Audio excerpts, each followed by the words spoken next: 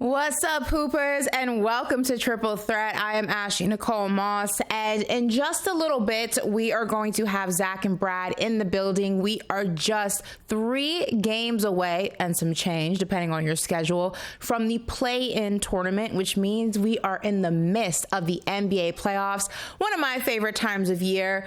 Also, one of my favorite times of year is March Madness. Now, I just got back from San Antonio. It was such a crazy experience. The games were phenomenal, but I have to share with you all what my turmoil was trying to get back here to Miami to be able to do Triple Threat and all of my other CBS Sports responsibilities with you all. So check this out. So I'm having a great time in San Antonio, enjoying the games. My mom is with me. I brought her along, and the games were phenomenal. Yes, saw some people I knew, got to reconnect, chat basketball, all good things. So Tuesday comes around. I have a 5-ish p.m. flight. It's like 5 o'clock on the dot. And you know what?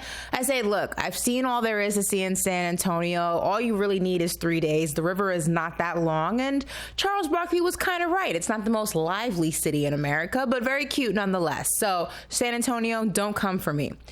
And my mom and I decided, look, what we're going to do is we're just going to go hang out in the lounge in the airport. We've seen all there is to see in San Antonio. So why spend another couple hours in the city when we can just be closer to the plane? And when it is time for us to get on board, we're right there, right?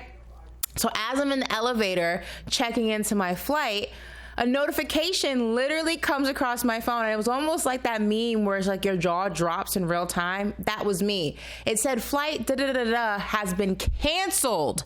Now, mind you, San Antonio is not, a main destination, a main hub for a lot of airlines, so there's not a lot of flights that come in and out. Take into account that there's a lot of people in the city, and all the flights are booked. Couldn't get out of San Antonio, then looked by Houston to see if there were any available flights. None in Houston. Tried Austin, nothing there. The only available flight back to Miami that same day was in Dallas. Yes, Dallas, Texas. For those of you who don't know and aren't familiar with Texas, Dallas and San Antonio are about 4 hours apart. So I get into an Uber, a $530 Uber to be exact, and trek on a 4-hour drive to Dallas, Texas to get to Dallas, Fort Worth, to get on a plane that brings me into Miami International around 11:45 at night. I get a nice sleep in my own bed, and here I am with all of you. I have just been having the worst luck when it comes to traveling. I'll tell my Chicago horror story another time, but I just think that, look, the probability of having a travel horror story as you fly as frequently as I do is bound to go up. I've been running on good luck for far too long, and I think the travel god said, we're going to humble you, and we're going to humble you frequently. So I look forward to not having to move around anytime soon, which means Triple Threat is going to be here in full force. And like I said, the playoffs are right around the corner. But before we talk the playoffs, we're going to talk some drama in the regular season. And that is Michael Malone is no longer the head coach of the Denver Nuggets in what shocked the NBA community. The news was mind-blowing. I got a call from CBS while I was trying to figure out my situation in San Antonio. They broke the news to me, asked me if I could talk about it, and I said, I'm a little busy today, but I'm not busy right now, and we're going to talk about it right after this break.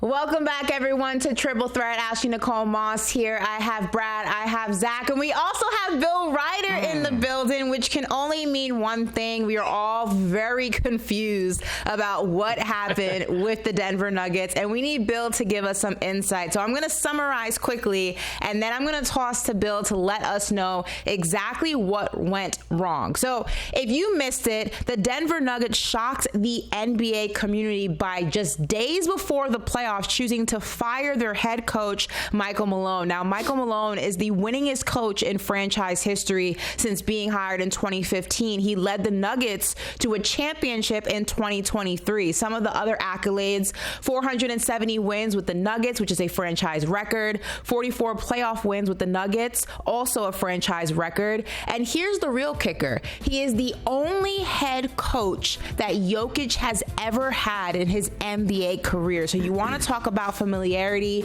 you want to talk about continuity. It doesn't get more chemistry-like than Michael Malone and Nikola Jokic. Now, there's another shoe that drops in this situation, because in what appears to be a cleaning house situation, the team also fired GM Calvin Booth. Now, there has been reports of a rift between the two, but Bill, kind of break this all down for us. Michael Malone has won more than he has lost. What happened here?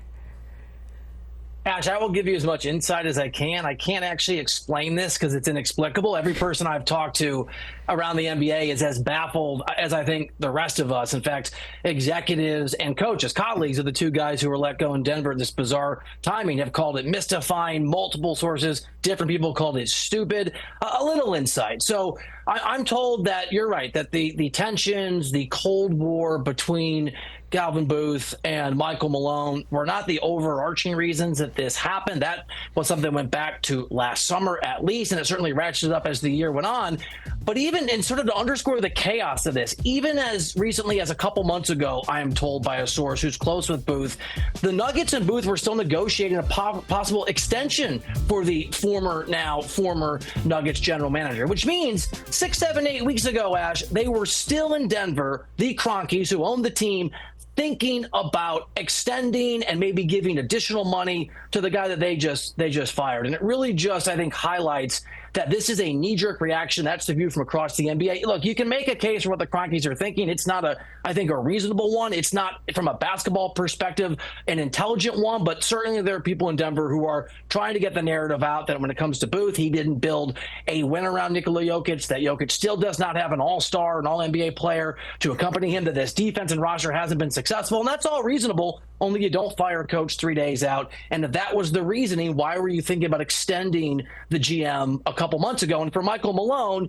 again, the sort of narrative that ownership, I think, in Denver is pushing is that he had lost the locker room. That certainly may be true. There are clips that are now surfacing on social media in which Malone, and I think the main one is from a loss against Portland 4 weeks ago, where Malone was pretty vocal about the fact these guys weren't listening to him. So in the margins, in the details, there are reasons why in a vacuum you might move on from each of these people. But talking to folks around the NBA, no one has heard, as they have talked to the people that have been involved in this, on the periphery of this, some sources who have talked to Malone, who have talked to Booth, who are friends with these guys, no one has gotten a reasonable explanation for why the Kroenke family did this move when they did it with 3 games to go in the regular season.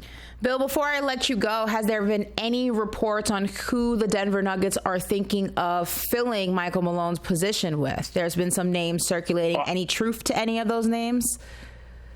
Yeah, so I talked to one agent who represents GMs and head coaches, and as you would imagine, he said that everyone is scrambling to position themselves because normally you sort of have a sense of what's going to happen. Taylor Jenkins, ironically, a guy that was fired a week and a half ago from the Memphis Grizzlies, and what felt like the most shocking firing in years. Now that's been eclipsed. That's a name who's been mentioned. There's a lot of people that are out there. Chauncey Billups has been floated, even though he just got an extension in Portland. That doesn't make sense to me, but I'm told that Denver has an interest. There are going to be, and here's the thing, I'll leave you with this. There's also sort of people are wrestling with why this happened. They're also wrestling with how good of a job is this? Are the Cronkies ever going to be able to be willing to go into the tax? Do you really have support from this organization if you can get fired 2 years if you're a head coach after winning an NBA championship? And the big one, does Nikola Jokic actually want to be a Denver Nugget? So it's as much about who Denver wants as whether or not top candidates will view this, because it is a team right now with Jokic as a great job, as a bad job, or as a question mark and a gamble somewhere in between. Bill Reiter, thank you so much. The man with all the insight. I hope that we can have you on throughout the playoffs. I'm sure there will be plenty of drama to discuss. Thank you so much for joining us. Guys, I mean, reacting to Bill's report, there's a lot to kind of digest there. I think the biggest thing that kind of struck a nerve with me was, does Nikola Jokic want to be a Denver Nuggets? I mean, you have to think, the resume of Michael Malone was up there, the biggest thing was this is the only head coach he has ever had. So there's a relationship there that goes back over 10 years a little over 10 years at this point. And you have to believe that he knew that this was going to happen. He okayed this happening. And that kind of raises some suspicion as to, one, how happy he was with his situation in Denver, how happy he was with Michael Malone, and if he even views his future there.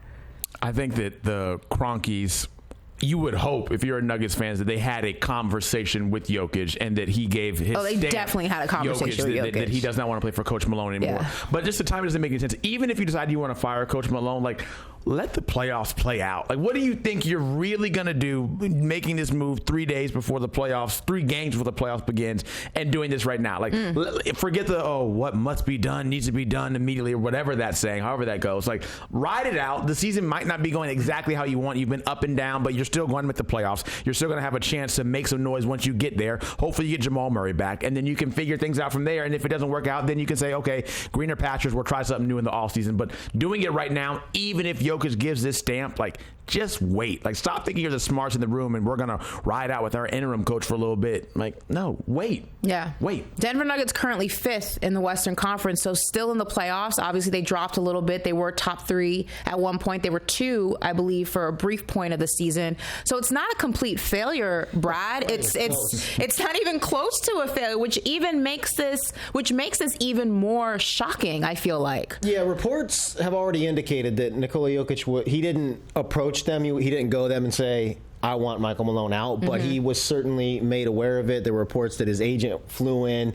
So there was waves splashing and something was going to happen, and he knew about it. And he obviously, I can't say this for sure, but I'm assuming he didn't go in and put his foot down and say, don't fire him, because I think they probably wouldn't have if he had done that. So he was made aware.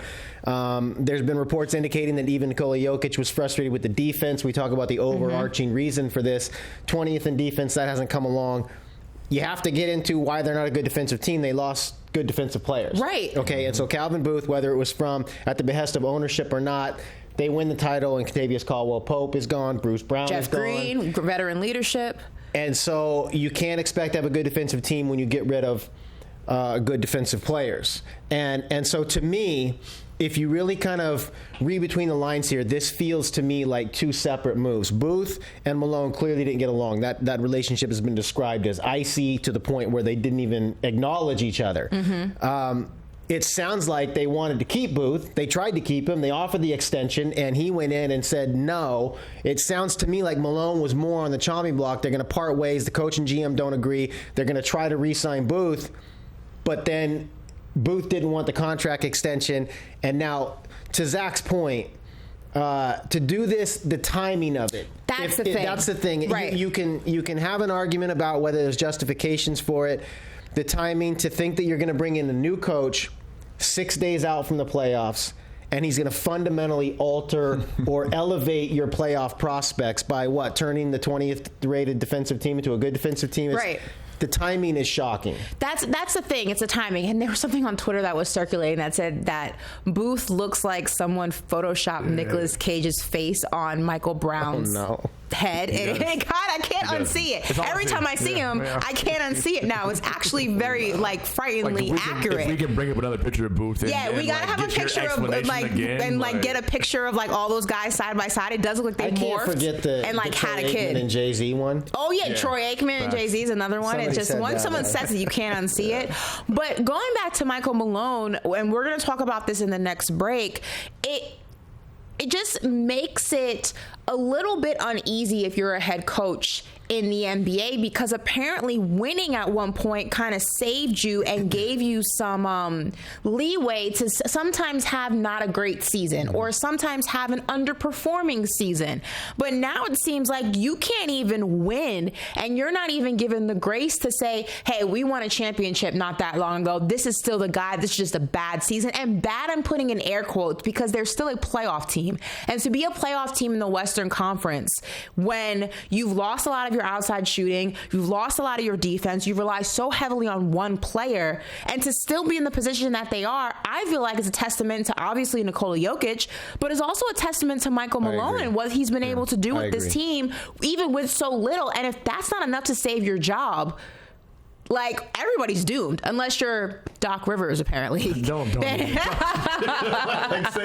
that smoke for like another show. Coaching's like 5 to 10% of an NBA game, and that's being generous. Right. You know, this is about players, and you're talking about Calvin Booth comes in. If you want to talk about just on merit, who maybe deserved to be punished for maybe, if you want to call this sort of a backslide for the Nuggets in this championship, Booth, he lets those guys go. Again, could have been at the behest of ownership, but he lets those guys go, and he basically did the same thing that Rob Pelinka did. He brought in Russell Westbrook. He let Kentavious Caldwell-Pope go. The same exact moves. After the Lakers won the championship in 2020, who they let go? KCP. I'm glad you bring that up. In as a desperate move, Russell Westbrook. The only difference between Calvin Booth and Rob Pelinka is that Nico Harrison apparently didn't decide to invite Calvin Booth to coffee. That's the only difference. They let the same players go and picked up the same players in desperate moves. I think Booth was a much more, it's odd that he was the one that was going to get the contract extension. I'm glad you bring that up because Michael Malone's firing adds to an alarming trend across the league where 4 of the last 6 NBA coaches to win the finals are no longer with the team they won it with. We're going to discuss what that means for the league right after this.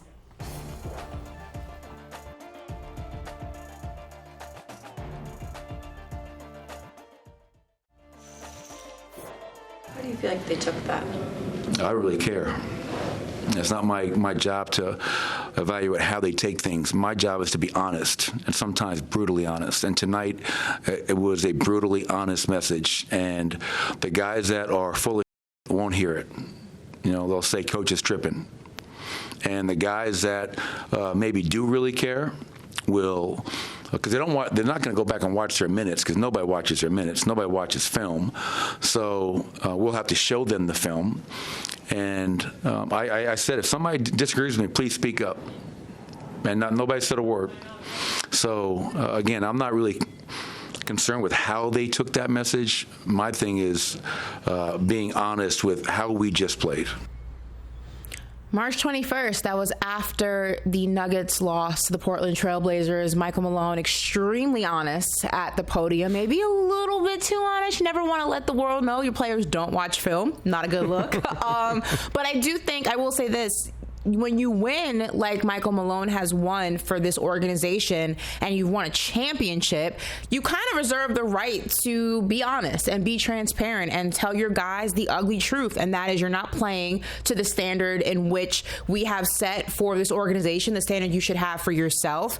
And it's interesting that the response to that was silence, and the response to that was negative when you talked to some other players, when that clip started circulating across social media. So before the break, we react to the shocking firing of the Denver Nuggets head coach, now former head coach, Michael Malone. We had Bill Reiter gave us some insight, and I left you with this alarming statistic that 4 of the last 6 NBA coaches to win the finals are no longer with the team that they won. So you see Nick Nurse there with the Raptors in 2019, Frank Vogel, the Lakers in 2020. You see Coach Budenholzer with the Bucks 2021, and now Michael Malone, the Denver Nuggets 2023.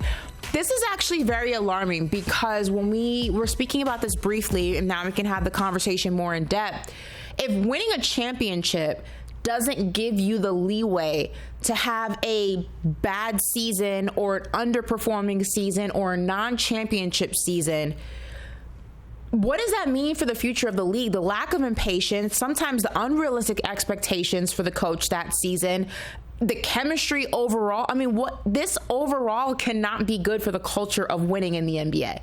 I wouldn't think so. I mean, but it's the reality. It's sort of like complaining about the price of housing right now, oh, back in the day you could afford a house with a regular job. Like, it's just not the way it is anymore. And it's not the way it is in the NBA. You're going to go to a job, you're going to get very little time to get it right, you're going to be saddled with the decisions of your front office and have to make it work. You're not going to get to choose your players, and if your defense plays bad with bad defensive players, you're going to get the blame. It's sort of just like the way that it is.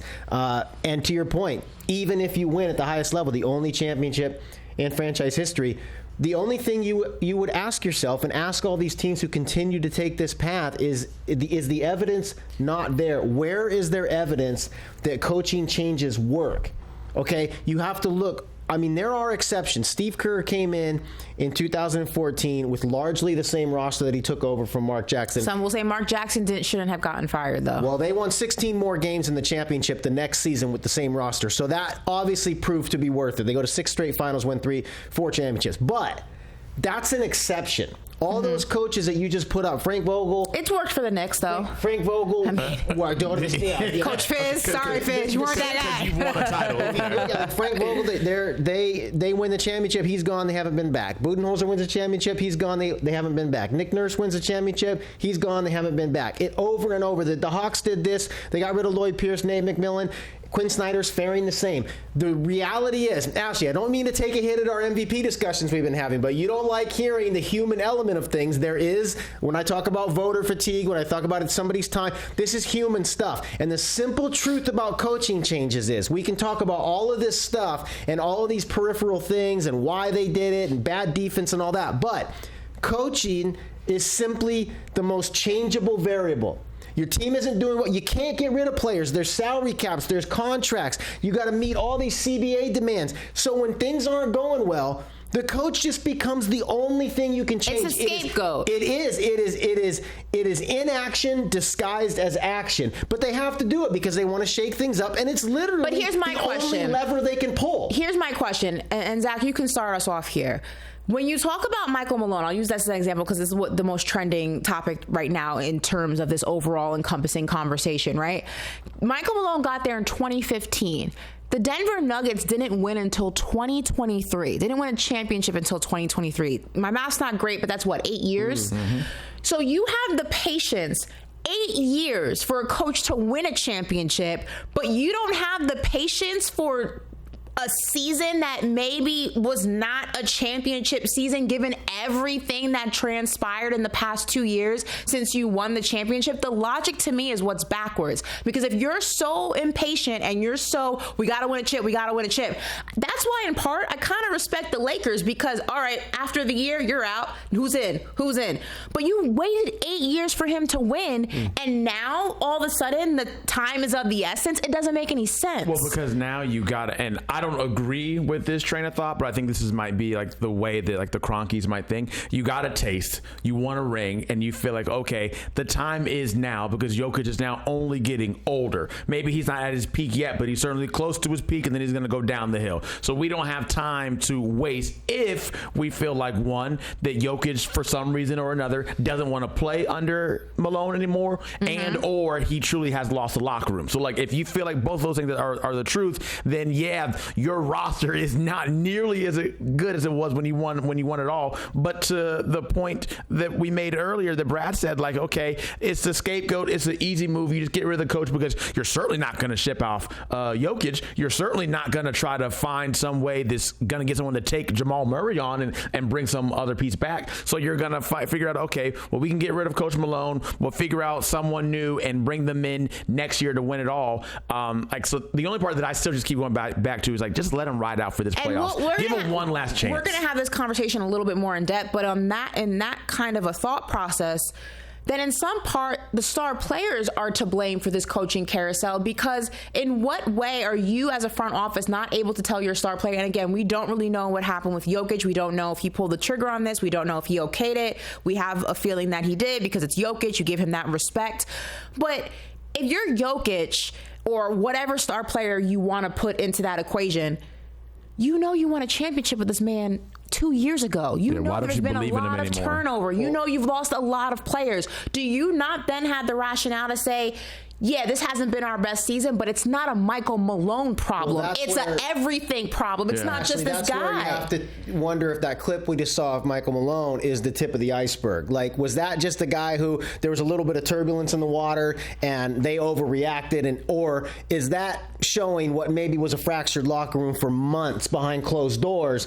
And so Nikola Jokic, again, there's reports indicating that like the defense. So if that was a little soundbite of a much bigger fracture that's happening, then that to me that can maybe justify them making a decision in the offseason, because I like the point that Zach makes. Their timetable has changed. I like your point too. They became a model of cohesion, of patience, of letting the core, the coach being part of that, letting them grow together and win the way that teams used to do it. That was almost a symbol to the other teams. Quit having to make these microwave rosters. Quit playing musical chairs. You can do Same it. thing with the Grizzlies. But now what Zach is saying is also true. The timeline now has changed. Well, then maybe you shouldn't have gotten rid of half your team. Maybe you should have tried to retain some of that continuity, that chemistry. Totally agree, but they cheaped out. They don't want to be a tax team, and so I think that second apron is killing teams. That's okay. And we can do this when we come back. But that's the elephant in the room. That's the CBA has it now with the second apron that teams are not built to last. You can't keep if you're going to put together a super expensive team, even if you're willing to go into the tax, you're going to pay Jamal Murray, you're going to pay Michael Porter, then you are stuck with that team. Those guys are not going to have the trade value to go out and replace them, so you almost have to keep them. So if you're going to go and pay these guys that win you a championship, which we would all say, if they let them go, we get mad at them for letting them go. We say he just won a championship. We're saying they shouldn't even have got rid of Kentavious Caldwell-Pope. What would we have said if they got rid of Jamal Murray? So now we applaud them for keeping their guys, but now they have these untradeable contracts. So the second apron makes it so that when you commit, when you're loyal, you're committed. You can't trade them. And so if you're not going to be up for sort of the backslide when those guys age out a little bit and your team falls, you're going to have one move to make. And it's can the coach. Well, that's it. It's interesting you brought up the CBA because there's a guy who I guess had a part in the CBA and the players signing it. CJ McCollum had a tweet and he said this league is out of pocket, man. What the hell going on? Firing good coaches right before the playoffs is nasty work. And the comments were interesting because a lot of people, fans specifically, said, CJ, this is your problem. You did this. You're the reason we're in this situation, CJ. But this is a list of coaches potentially on the hot seat. I want Knicks Nation to know I do not agree with number 3. Coach Tom Thibodeau is going nowhere, but you have Coach Bud in Phoenix. You can probably gander as to why the Phoenix Suns were officially eliminated last night. Doc Rivers has 9 lives, so he's probably not going anywhere. He's on life. He's on life number 8 right now, so he's got one more. Nick Nurse is actually very interesting because I don't even think Jesus himself could have fixed the 76ers. What if Doc pops up as a consultant for the Nuggets? And he's like, like he did with the Bucks. Then you better believe Malone's the not cutting conspiracy it. theory. And then you also had Willie Green on that list. But again, that team was so plagued by injuries. I don't even think you can put that on the coach. It was just a series of bad, unfortunate events. But out of everyone on that list, Zach, who do you think most likely is going to lose their head coaching position after this season? Well, I think that Coach Bud is safe if KD leaves. If they trade KD away and he goes to wherever he goes, then I think that he's safe. But if KD runs it back, then yeah, they're bringing in a new head coach, because at this point, like you're set with this roster. We're rocking with this 3, and we need to find someone else who we think can be the piece to get us to where theoretically you should be, despite the deficiency that they have and everything. So Coach Bud, depending, is where I'm going. Do you agree? If you say Tom Thibodeau, I actually do. Listen, Ashley, you said something that deserves some emphasis. You said Thibodeau's going nowhere. So far, that's where he's gone.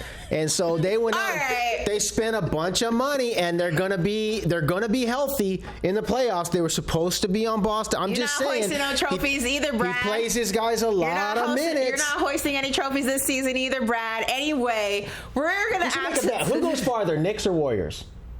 Who goes farther? The Knicks. We have the easier conference also, so we're probably going to go farther. So you're going out in the second round. You think we're going out in the first? No, we're going to the conference final. Come We're going to the conference final. I called it, but we want Boston. Listen, when Brad and I argue this, gosh. we're the Magic. We're about to be in the play-in, and then we're going to beat the Celtics in the first round. Oh, okay. Well, this is a playoff conversation. We're going to get the 7 playoff seed. conversation. We'll get that play and get that 7 While we seed. continue to argue this, when we come back after the break, we're going to dissect whether or not star players have a responsibility in the ever-changing coaching landscape in the NBA. Don't move.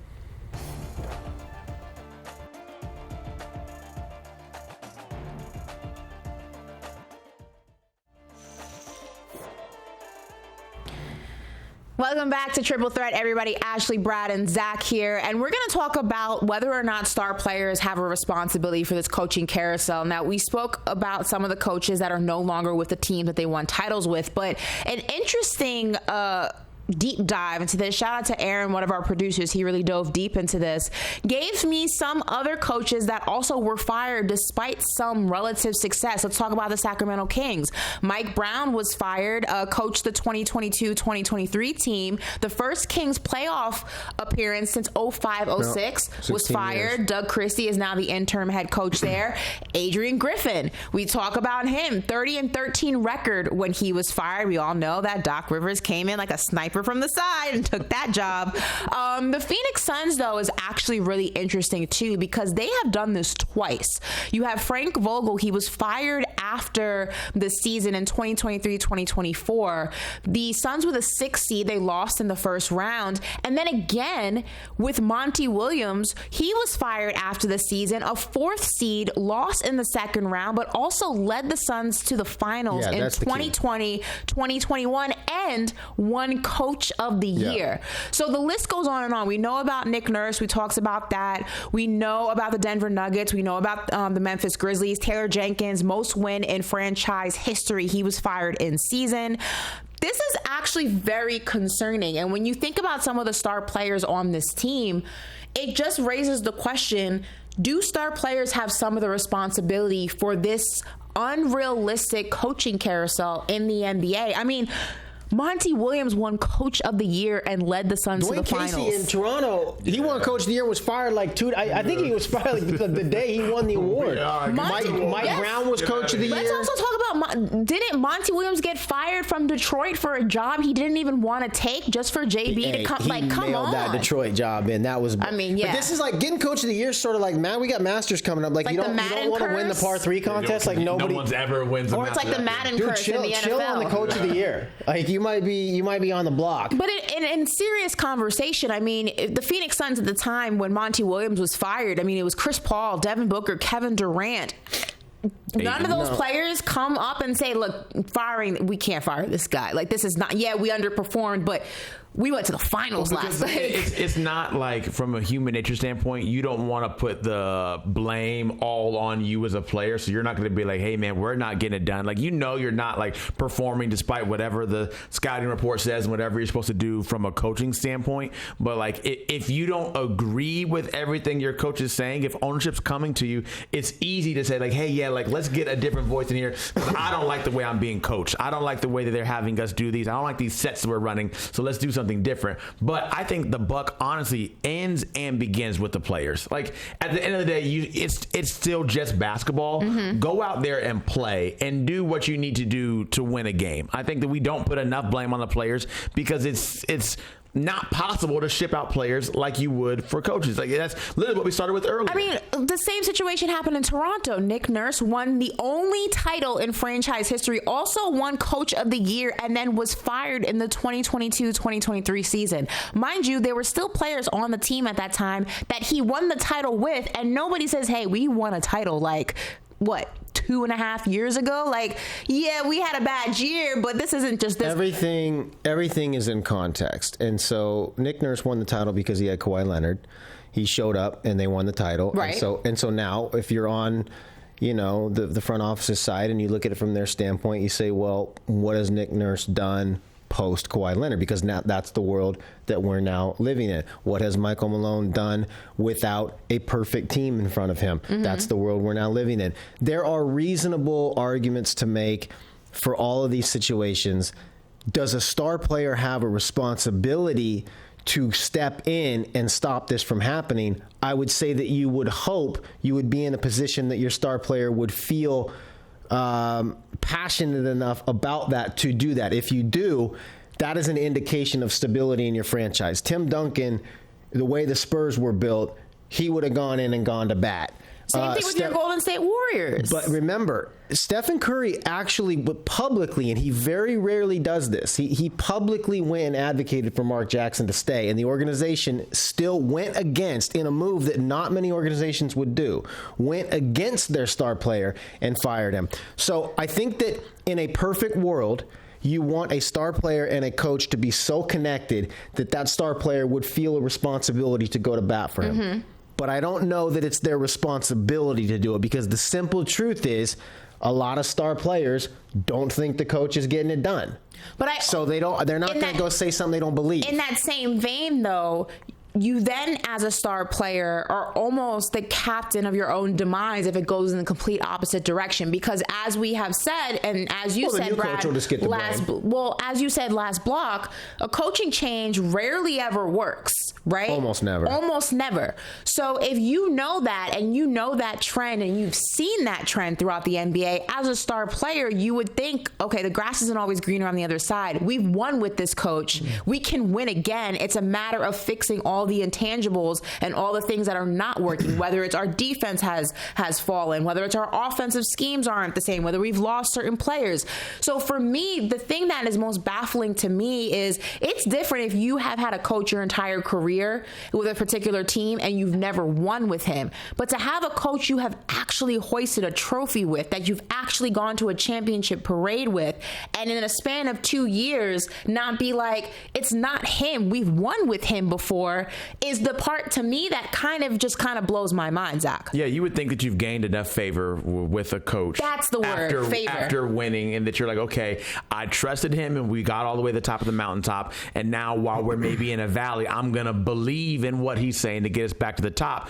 But when you have new pieces who might come in, who might not be a part of that culture that won the ring for you, right? That's when I think it's on that star player to be like, hey guys, come along, this is going to work, let's all of us truly buy in and go do it. And even if you all buy in, like, you still just have to play the game in a way that, like, you know what it takes to win. So like a star player can make the winning plays, make that extra effort to get you there, because I think a star player can right a whole lot of wrongs. And like, even if you might not schematically be in what the perfect fit is for your roster, like if the star is locked in, then okay, it's the captain of the ship. I think you can still be locked in enough and still maybe talk to management and be like, okay, I'm not really feeling this, but like let's go do this, but let's put forth the effort to not waste a season and waste a year of our legs and mileage on all our tires.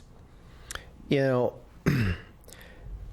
the bottom line is, I just think all of us, probably to a degree that none of us want to admit, we all live in a what have you done for me lately. There is so easy to forget success in all of our lives. I have a daughter, if she was getting great grades in 7th grade and then in 9th grade she's getting bad grades, I'm not really saying let's give her some time. 2 years ago she was a good student. I think the simple truth is it is very, very easy to forget. And we want to move forward. As humans, I think we always want to be moving forward, and it's very difficult to accept steps back. The most important job in the NBA is the ownership has to give the money to do it, but the person who's putting the team together, if there's ever going to be an onus to fall on anyone, that's why you're seeing these now general managers in college, because you've got to get the players. Wow. And anyone else is being made a scapegoat. And that's the bottom line. You have got to get the players, and you've got to keep the right players together. And the same is true of players. When Jamal Murray was like the best player on earth during multiple games during their championship run, people were like, this guy's the best non-all-star ever. In a playoff setting, he can be the best player in the world in a given game. 2 years later, we're like, oh my God, this guy's untradeable. We do it with players. Yeah. Why can't we do it with coaches? I think that's reasonable. I just think with Michael Malone, the timing is what's crazy. In the same thought process, though, before we go to break, you bring up Jamal Murray. Jamal Murray, when they won that championship in 2023, he told the story of how he thought he was damaged goods, and Michael Malone came to him and said, you're not damaged, we will get this done, and we will do what it has to take we will do what we need to do to get you back to where you need to get back to, and they became world champions. Yeah, my thing is we want that same belief from our coaches and our players, but I feel like in order for you to get to the promised land multiple times and to become a dynasty and to become multiple time world champions, the relationship has to go both ways. I agree. And I think that's where it gets a little bit uncomfortable, and you start looking at players sometimes sideways because you want that from your coaches. They deserve some of that, especially if they've delivered results. So we'll keep our eye on this. After the break, we're going to dive into our bag, and I asked everybody what was the most shocking NBA firing of all time, and the answers might surprise you.